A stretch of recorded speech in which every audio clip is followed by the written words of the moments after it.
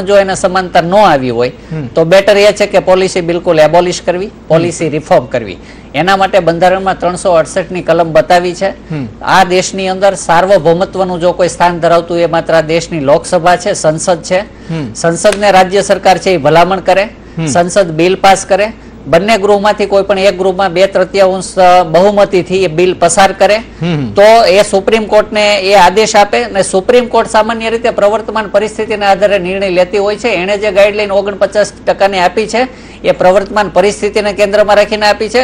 કોઈ પણ સ્ટેટની ગવર્મેન્ટ છે એ સંસદને ભલામણ કરે, સંસદ બિલ પાસ કરે અને સુપ્રીમ કોર્ટ સુધી આ મેટર જાય તો સુપ્રીમ કોર્ટ છે એ ગાઈડલાઈનના 49ના 50 પણ કરી શકે છે, 49ના 48 પણ કરી શકે છે.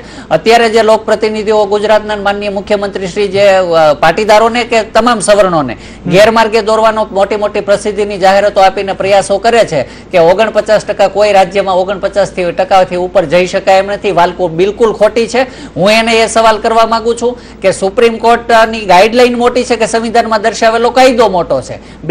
સવર્ણ, એજ્યુકેટેડ અને રહી વાત આર્થિક પછાતની તો પેલા કેનેડા વાળા જે ભાઈ છે કહેતા હતા એની સાથે હું સહમત છું. અમેરિકાની અંદર જે પાટીદારો છે, અમેરિકાની ડિરેક્ટરી ખોલો તો 50,000 કરતા પણ ન્યૂ જર્સીમાં પટેલ અટક વાળા નીકળે છે. એમાંથી 20% જ પોતાના મકાન છે, બાકી બધા રેન્ટ ઉપર રહે છે. મોલ અને હોટેલ સાફ કરવાના કામ કરે છે. ગ્રામ્ય વિસ્તારની અંદર 5 વીઘા જમીન જે ખેડૂત ધરાવતો હોય એને 31મી માર્ચે જઈને પૂછો તો ખબર પડે કે સહકારી મંડળીમાં કેટલા ટકાની વ્યાજ અને લોન ભરવી પડે છે. અને આ સર્વે સરકારે કરવાનો હોય, પાટીદારે કોઈ વ્યક્તિગત કરવાનો ન હોય. પંચ હોય, એની પાસે એજન્સી હોય, અધિકારીઓ હોય તો સારા સક્ષમ અધિકારીઓ મૂકી અને સમગ્ર ગુજરાત અને હિન્દુસ્તાનના પાટીદારોના આર્થિક અને સામાજિક અને શૈક્ષણિક સર્વે કરાવી શકે છે. બિલકુલ, પાટીદાર સમાજ એકદમ આકરા પાણીએ છે. વેલ, બનાસકાંઠા અને મહેસાણાથી જે દ્રશ્યો આપ જોઈ રહ્યા છો ત્યારે ટીવી સ્ક્રીન પર તે મહેસાણા અને બનાસકાંઠાના છે, જ્યાં જે પાટીદાર સમાજ છે તે હવે અમદાવાદ આવવા માટે નીકળી ચૂક્યો છે. આપ જે દ્રશ્યોમાં જોઈ રહ્યા છો કે લોકો ગેલમાં આવી ગયા છે, કારણ કે આવતીકાલે જે મહારેલી યોજાવાની છે, ક્રાંતિ રેલી જે નામ આપ્યું છે, અને જે સભા સંબોધાવાની છે તેના માટે હવે તમામ લોકો મહેસાણા અને બનાસકાંઠા તરફથી નીકળી ચૂક્યા છે. સમાજના અનામતના મુદ્દે આવતીકાલે અમદાવાદમાં એક મહારેલીનું આયોજન થઈ રહ્યું છે, ત્યારે મહેસાણા જિલ્લાના 2.5 લાખથી વધુ લોકો પાટીદાર સમાજની આ રેલીમાં જોડવા જઈ રહ્યા છે. જોશો કે વિશાળ સંખ્યામાં યુવાધન આ રેલીમાં જોડાશે અને પોતાની અનામતની માંગને લઈ સરકાર સુધી અવાજ પહોંચાડવા માંગે છે. મારી સાથે સ્થાનિક છે. તમે શું અવાજ પહોંચાડવા માંગો છો ને કેટલા લોકો જવું છો તમે સમગ્ર ઉત્તર ગુજરાતમાંથી? ઉત્તર ગુજરાતમાંથી તો ઘણા લોકો, એ કોઈ મર્યાદા જ નથી એની. લગભગ 20-25 લાખ રૂપિયા વ્યક્તિઓ છે એમ. અને સરકાર સુધી શું અવાજ પહોંચાડવા માંગો છો તમે? અનામત લેવા માટે. તમને શું ન્યાય નથી મળતો? શિક્ષણ માટે જે 90% આવું તો એડમિશન નથી મળતું, 40% મળી જાય એટલે અનામત લેવા માટે આવ્યા રેલી કાઢવાની. આપ જોઈ શકો છો વિશાળ સંખ્યામાં યુવા છે જે આ રેલીમાં જઈ રહ્યા છે અને સરકાર સુધી પોતાનો અવાજ પહોંચાડવા માંગી રહ્યા છે. હારૂન નાગોરી, સંદેશ ન્યૂઝ, મહેસાણા.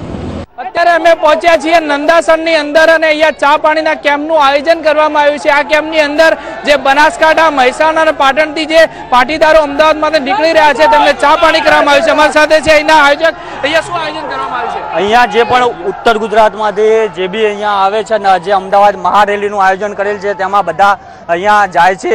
એ બાબતે અહીંયા એક સેવા કેમ્પનું આયોજન કરેલ છે. તો ચા અને પાણીનું એક સરસ મજાનું આયોજન કરે છે. દરેક પાટીદારો મહારેલીમાં જોડાવા માટે જઈ રહ્યા છે. એક સવારથી જ અમે અહીંયા છીએ.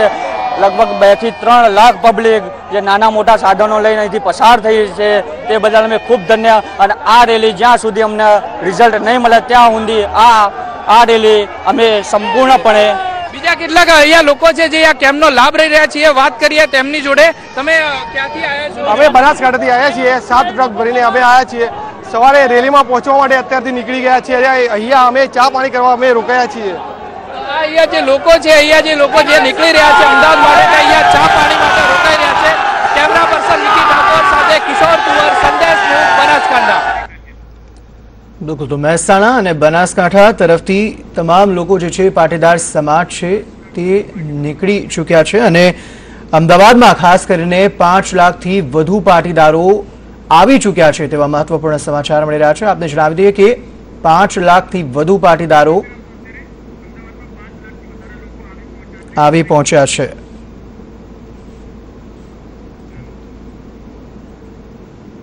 જણાવી દઈએ કે 5 લાખથી વધુ પાટીદાર સમાજ અમદાવાદ ખાતે આવી પહોંચ્યો છે। આવતીકાલે 25મી ઓગસ્ટ જે મહારેલી યોજાવાની છે તેમાં જે સંબોધન થવાનું છે, રેલી નીકળવાની છે અને ખાસ કરીને સભા સંબોધવાની છે જીએમડીસી ગ્રાઉન્ડ ખાતે। ત્યાં 5 લાખથી વધુ પાટીદાર સમાજના લોકો અમદાવાદ ખાતે ઉપસ્થિત છે। તમામ લોકોની રહેવા જમવા સુધીની વ્યવસ્થા પણ કરી દેવામાં આવી છે। અલગ અલગ જગ્યાએ આ તમામ લોકોને રહેવા અને જમવાની વ્યવસ્થા કરી દેવામાં આવી છે। તદુપરાંત જે તે જગ્યાએથી જે લોકો જ્યાં ત્યાં રહેવાના છે ત્યાંથી લઈને જે રેલી સ્થળ છે ત્યાં સુધી પહોંચાડવા માટેના ટ્રાન્સપોર્ટેશન વ્યવસ્થા પણ કરી દેવામાં આવી છે। માંગ ફક્ત એક જ છે કે અનામત મળે અને અનામત મળતાની સાથે તમામ લોકો કદાચ ગેલમાં આવી જશે, પરંતુ રાજ્ય સરકાર પર સામે ઊભું છે અને રાજ્ય સરકારે તમામ વાત જણાવી દીધી છે કે અનામત ચોક્કસ નહીં જ મળે, કારણ કે 49% અનામત છે તેમાં વધારો ન કરી શકાય। સુપ્રીમ કોર્ટનો હવાલો તેમણે આપ્યો છે કે સુપ્રીમ કોર્ટના કાયદા પ્રમાણે જે અનામત છે તે વધુ ન કરી શકાય। જી શૈલેષભાઈ, આપ શું કહેવા માંગો છો? વારંવાર સરકાર દ્વારા એવું કહેવામાં આવે છે કે ભાઈ બંધારણ, હું એ કહેવા માંગુ છું કે બંધારણ એ કોઈ ગીતા, મહાભારત કે રામાયણનું પુસ્તક કે કોઈ ગ્રંથ નથી કે એનો આપણે ફેરફાર ના કરી શકાય।